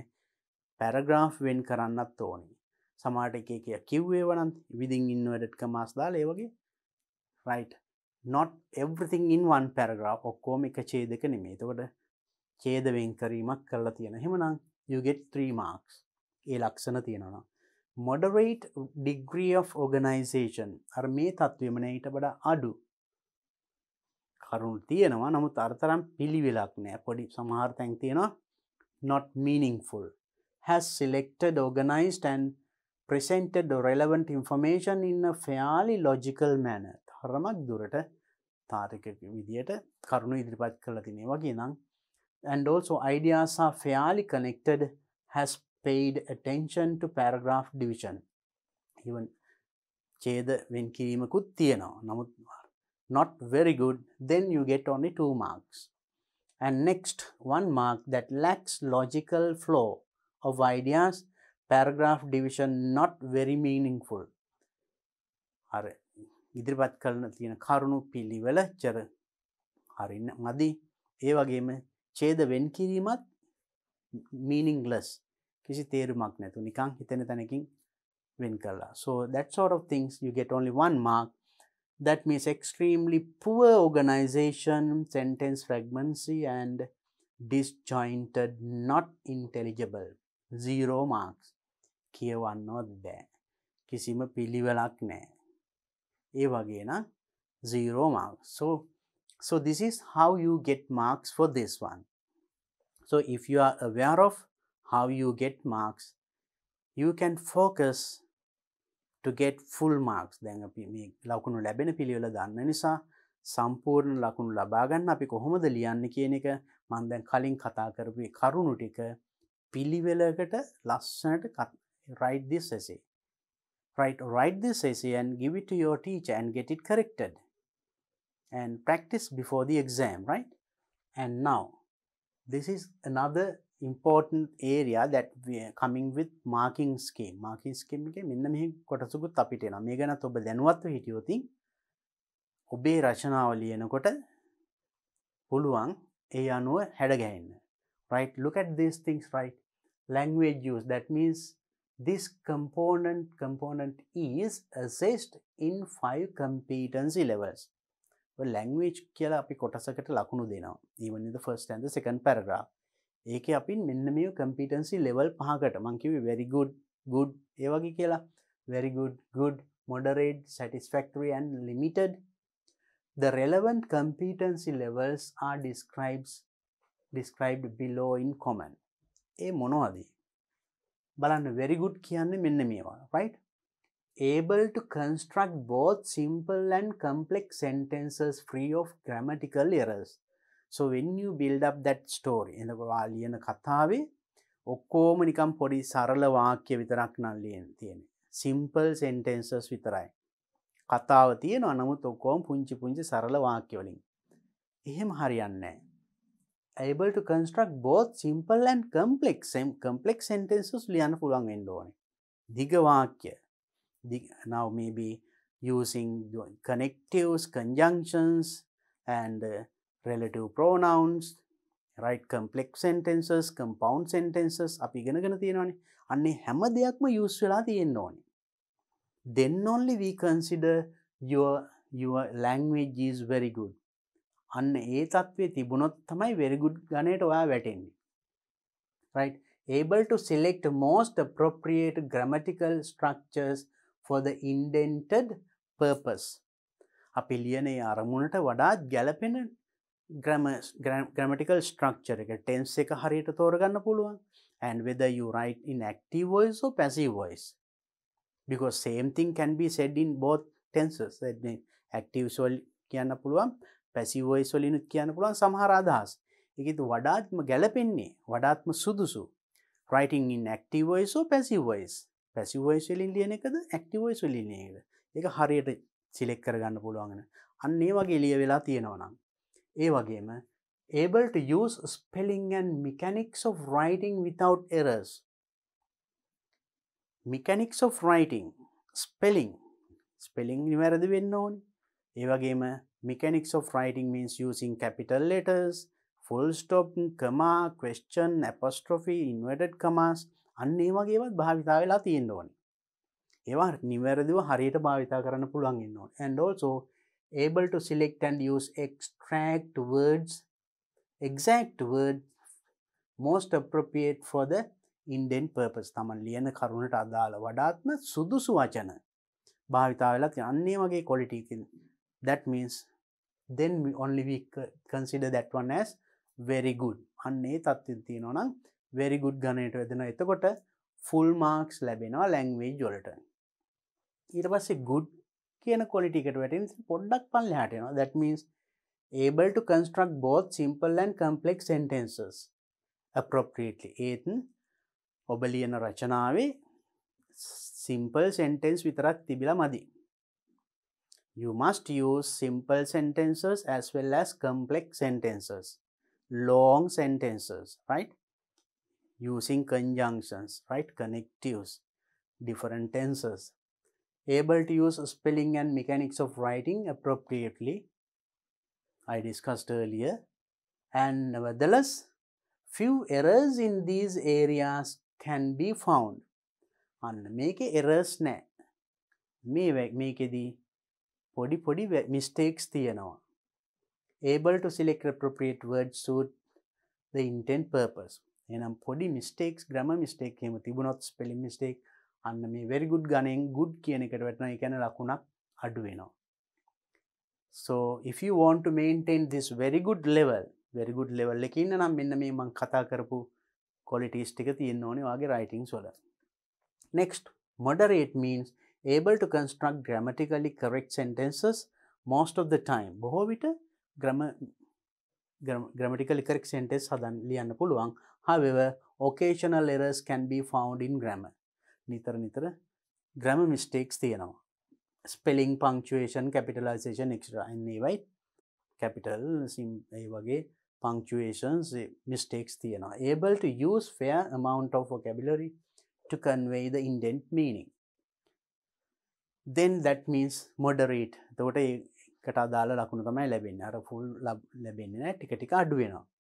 තවත් පල්ලෙහාට යනවා නම් able to construct simple sentences. Simple sentence එකක් ලියා ගන්න පුළුවන්. However, frequent errors can be found in grammar, spelling, punctuation, capitalization. ඒ වගේදී නිතර වරදිනවා. Grammar, spelling, punctuation, capital වගේ. And when you write a name, you don't start with a capital letter. When you start a sentence, you don't start with a capital letter. ඒ වගේ mistake තියෙනවා. එතකොට එතෙන් මෙන්න මේ තවත් පල්ලෙහාට then limited means able to construct only a very few grammatically correct sentences. ලොකු ඡේදයක් ලොකු රචනාවක් ලියලා දෙනවා. grammar හරි වාක්‍ය තියෙන්නේ බොහොම කීපයයි. The piece of writing mostly contains fragmentary sentences. ගොඩක් වාක්‍ය කෑලි තියෙන්නේ. Not complete sentences. Serious errors of spelling, punctuation and capitalization, right? ගොඩක් වැරදි තියෙනවා මේවයි. grammar, spelling, punctuation. And able to use only very limited day-to-day vocabulary items. වචන පාවිච්චි කරන්නේ බොහොම limited, සීමිත ප්‍රමාණයයි. Right? So then that's how you get these categories, right? එහෙනම් ඔයා මේ තත්ත්වයෙන් ලියන්න ඕනේ. So whatever you write, even the paragraph that you write, even the essay or the story that you build up, මේ තත්ත්වයට එන්න බලන්න. Next, and content will be very good QA, able to select here also then the content is also assessed in 5 competency levels. මේකෙත් අර competency levels පහකින් ඒ කියන්නේ very good, good, moderate, satisfactory and limited කියන විදිහට use කරන්නේ. very good මට්ටමේ හිටියොත් තමයි full marks ලැබෙන්නේ content. That means able to select very important facts and present them in a very logical manner. බොහොම වැදගත් කරුණු ටික තෝරගෙන ඒ ටික නිවැරදිව logical manner එකකින් ඉදිරිපත් කරන්න පුළුවන් වෙන්න ඕනේ. And effectively address the topic or task. ඒ දීලා තියෙන මාතෘකාවට නිවැරදිව කියවෙලා තියෙන්න ඕනේ. And also use appropriate explanations, exemplifications where relevant. අවශ්‍ය තැන්වලදී විස්තරය අදාළ විස්තර ලියවිලා තියෙනවා. So then that is good level, right? And also good, able to address the topic task well, though some points may not be fully elaborated. අදාළ කරුණට අදාළ ලියවිලා තියෙන සමහර ඒවා විස්තර වෙලා මදි. අන්න ඒ වගේ. Then use sufficient explanations, exemplifications where relevant. අදාළ තැන්වල සමහර වෙලාවට විස්තර තියෙනවා නමුත් ප්‍රමාණවත් නැහැ. ඒ තත්ත්වයේ තිබුණොත් then it becomes good. අර very good තත්ත්වෙ නෙමෙයි. ඒකට ලකුණක් අඩු වෙනවා. ඒ වගේ ලකුණු ඩිංගනික අඩු වෙනවා, right? Next level is able to address the topic task using somewhat developed explanations. තරමක් දියුණු අර මේ මට්ටමේ නෙමෙයි ඊට වඩා අඩු. එහෙමනම් you come to this moderate level, ඊටත් පල්ලෙහා වැටෙන්නේ limited development in response to the topic or task. ඒ අදාළ මාතෘකාව ගැන සාකච්ඡා කිරීමේදී ඉතා සීමිත ප්‍රමාණයයි කියලා. අන්නේ තත්ත්වේ නම් so then satisfactory level. ඊටත් පල්ලෙහා වැටෙන්නේ serious disorganization under development. ලියලා තියෙන කරුණු කිසිම organization එකක් නැහැ. කිසිම සංවිධානාත්මක ඉදිරිපත් කිරීමක් නැහැ කරුණු. So then you come to this limited level, that means no marks. Right? And in the same way, and some general instructions for writing questions, right? Subjective type. That means here the examiner should use his or her discretion when allocating marks for each category. ඒ කියන්නේ අපි මෙතනදී අපි examiner අපිට කැමති විදියට තමයි ලකුණු දෙන්නේ. කැමති විදියට කියන්නේ කියවලා අපි අර කියවපු very good අන්නේ level එකට එනවද බලනවා. එහෙනම් ඔබ දැනගන්න ඕනි ඔබ ලියන වාක්‍ය නැත්තම් ඡේදය ඕ කතාව මොකක් හෝ ඒ කියවන්නාට රසවත් වෙන විදිහට ඉදිරිපත් කරන්න. Right? Make sure that the candidate deserves the overall mark you give him or her. If the content is totally irrelevant, question copied, give 0. අපි දෙන ලකුණ අපි ලකුණු පහෙන් පහම දෙනවා නම් මේ ළමයාට මේ පහක් සුදුසුයිද කියලා අපි හිතනවා. ඔයාගේ උත්තරේ කියවුවාම අපිට තේරෙනවා අපි පේපර්ස් ගොඩාක් කියවගෙන යනකොට සමහර ළමයි හරිම රසවත් විදිහට ලියලා තියෙනවා. සමහරුන්ගේ කරුණු ටික තියෙනවා අර වගේ රසවත් නැහැ. එතකොට දෙන්නටම එකම ලකුණු ප්‍රමාණය දෙන එක සාධාරණ නෑනේ. ඒකයි අපිට කැන්ඩිඩේට් අපේ ඩිස්ක්‍රිප්ෂන් එක යූස් කරන්න කියන්නේ. එහෙනම් ඇත්තට හොඳටම ලියපු කෙනාට තමයි ෆුල් මාක්ස් ලබා දෙන්නේ. කරුණු තියෙනවා නමුත් අර හුඟක්ම හොඳ ළමයාගේ මට්ටමේ නෑ. එතකොට ලකුණු අඩු වෙන්න පුළුවන්. ඒක අවාසියක් වෙන්න පුළුවන්. right? එතකොට question copy සමහරු ඉන්නවා question එක හේමම copy කරලා තියෙනවා. ඒක වෙන ප්‍රශ්නකින් කෑල්ලක් අරන් එහෙමම ලියලා තියෙනවා. එහෙම වෙනොත් අපි දෙන්නේ ලකුණු බිඳුවයි. ඒ වගේ වැඩ කරන්න එපා. මේ ළමයි කරන වැරදි. ඒකයි now if you know you will not do these things. ඔයාලා මේව දැනගෙන හිටියොත් මේව නොකර ඉඳී නේද? Next one, if all sentences are fragmentary, grammatically incorrect, but the content is sufficient. සමහර ලියනවා. නමුත් කිසිම එක වාක්‍යයක්වත් grammatically correct නැහැ. නමුත් අදාළ කරුණු ටිකකුත් ලියවලා තියෙනවා. Relevant and good give 0. ඒ උනත් ලකුණු ලැබෙන්නේ බිඳුවයි for language and not more than 2 marks for content. නමුත් කරුණු ගොඩාක් ලියවිලා තියෙනවා grammar නැහැ. language වලට ඒතකොට බිඳුවයි. හැබැයි content වලට ලකුණු එකක් හෝ දෙකක්. right? not more than 2 ලකුණු දෙකක්. එහෙනම් ඔයා නිකන් blank හිස්තැන් තියනවට වඩා Tamanට පුළුවන් language එකකින් මොනවා හරි ලියන්න එතන. එතකොට content එකට ලකුණක් හෝ දෙකක් හරි එන්න පුළුවන්. So that is also very important, right? ඒ ලකුණු හෝ දෙක වුණත් නිකන් හිස් තියනවට වඩා වටිනවා, right?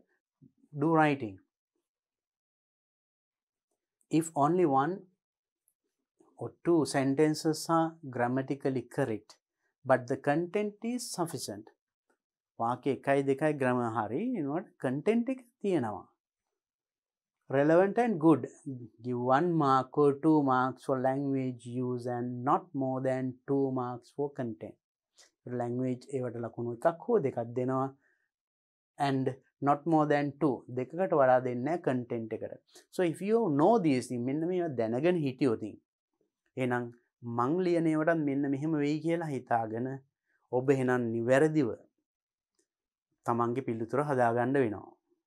Maybe that you feel that your language is not okay.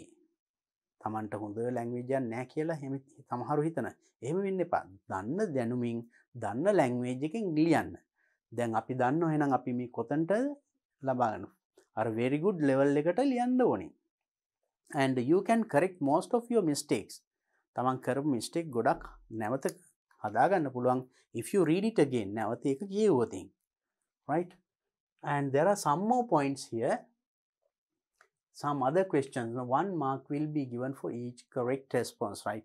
Binary choice. අර උත්තර දෙකක් තුනක් දීලා ඒවෙන් හරි උත්තරේ තෝරන්න කියන්නේ ඒ වගේ වෙද එක ලකුණක් ලැබෙනවා එකකට.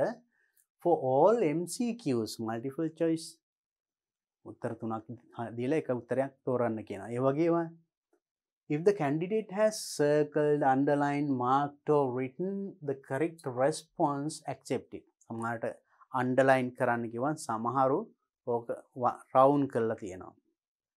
එක්ක වෙන මොනක් highlight කරලා තියෙනවා. වෙන මොකක් හරි. But don't do that. ඒත් අපි එහෙම correct කරනවා සමහර විට මේක අවාසියට වෙන්න පුළුවන්. Follow the instructions. උපදේශ විතරක් පිළිපදින්න. Underline කරන්න කිව්වොත් underline කරන්න. Right? So that is the best advice that I can give you. And for all binary choice items, if the candidate has appropriately written TF, true or false. සමහර questions තිබුණා මතකනේ. True false ලියන්න. සමහර වචන ලියනවා TRUE true, FALSE false කියලා. එහෙම නැත්නම් මේ TF දැම්මත් ලකුණු දෙනවා. Right? And yes, no or right or wrong. එහෙම ලියන්නත් තියෙනවා. ඒවට put tick or cross. සමහර yes වෙනවට tick එකක් දෙනවා. no වෙනවට cross එකක්. That is also accepted. But what I advise you is මං ඔයාලට කියන්නේ ප්‍රශ්නේ උපදේශ වල කියන දේ කරන්න. tick එකක් දාන්න කිව්වොත් tick එකක් දාන්න. true කියලා ලියන්න තිබුණොත් true කියලා ලියන්න. false නම් false කියලා ලියන්න. Unless otherwise specified, spelling, punctuation, grammatical errors should not be penalized in objective type questions. මේ වගේදී අර true කියනකොට TRU වෙනවා TRU විතරයි ලියලා තියෙන්නේ spelling එකක් ඒ වගේ ඒවා තුනත් අපි එච්චරම එක ගණන් ගන්නේ නැහැ. නමුත් what I say you is try to be perfect. නිවැරදිව ලියන්න බලන්න. Okay. So that is all instructions about how to organize your answers, how to write your answers, how to be very good in writing your answers. දැන් මම ඒ ඔක්කොම කරුණු කිව්වේ ඔබට ඔබේ writing questions වල perfect වෙන්නේ කොහොමද කියන එක. So then now we have completed discussing first and the second paper, and I hope that you got a good knowledge about it and practice this and more questions of this type. මේ වගේ තව ප්‍රශ්න හොයාගෙන තව practice කරන්න. So then I hope to meet you with other papers, other past papers in my next videos. Until then, have a nice time. Bye bye.